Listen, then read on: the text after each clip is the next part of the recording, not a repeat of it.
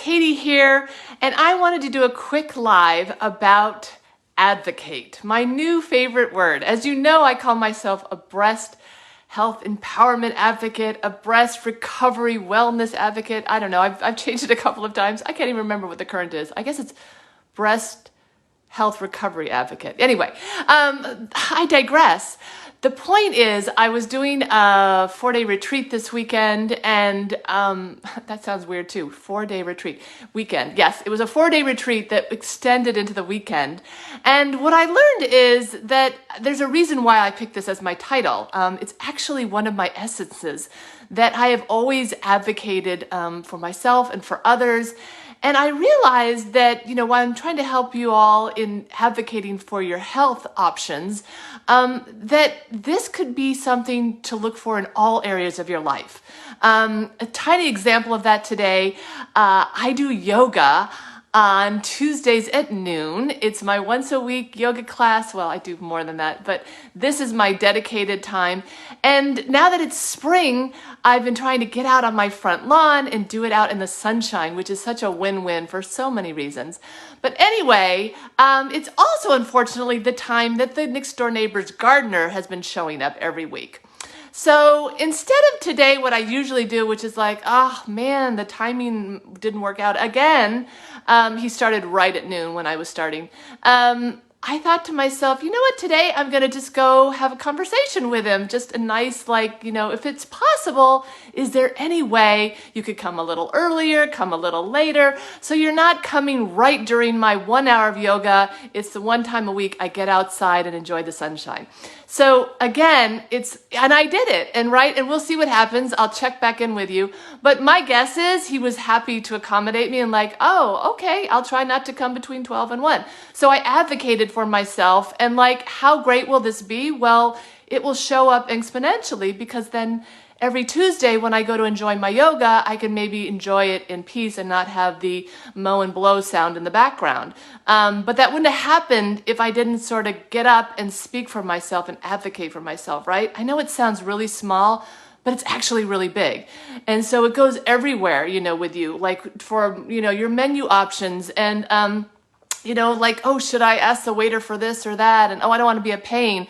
But again, you're the customer, right? It's the same thing with your doctors, right? You want to advocate for the treatment. And you find a lot of times women think well, I can't say what I want or what I like. They're the experts. They know what's best for me. I don't know what's best for me.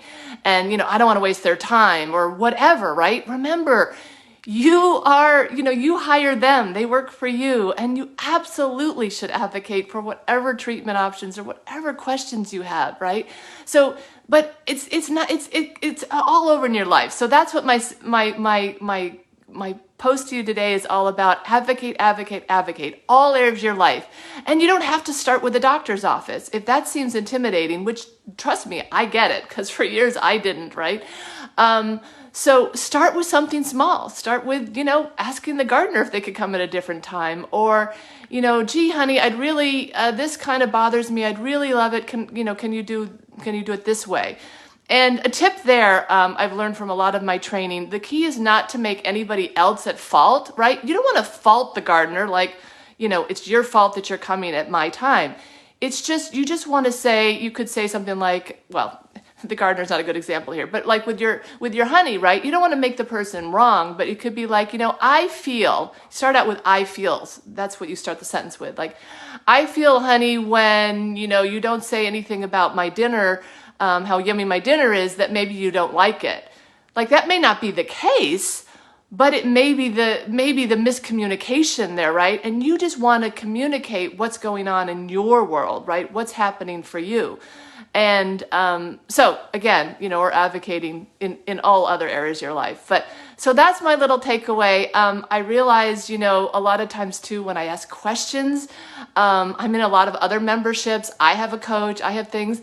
And it occurred for me for a long time that me asking questions and things that I didn't get, and that I was kind of a pain in the, to these people, and they might not appreciate me that way. But actually what I've come to realize is there are a lot of people that really appreciate me for being the one to speak up and ask questions and question things and like, I don't get this, or can you help me with that?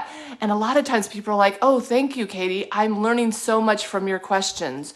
Or that's exactly what I'm going through. Thank you for speaking up, right?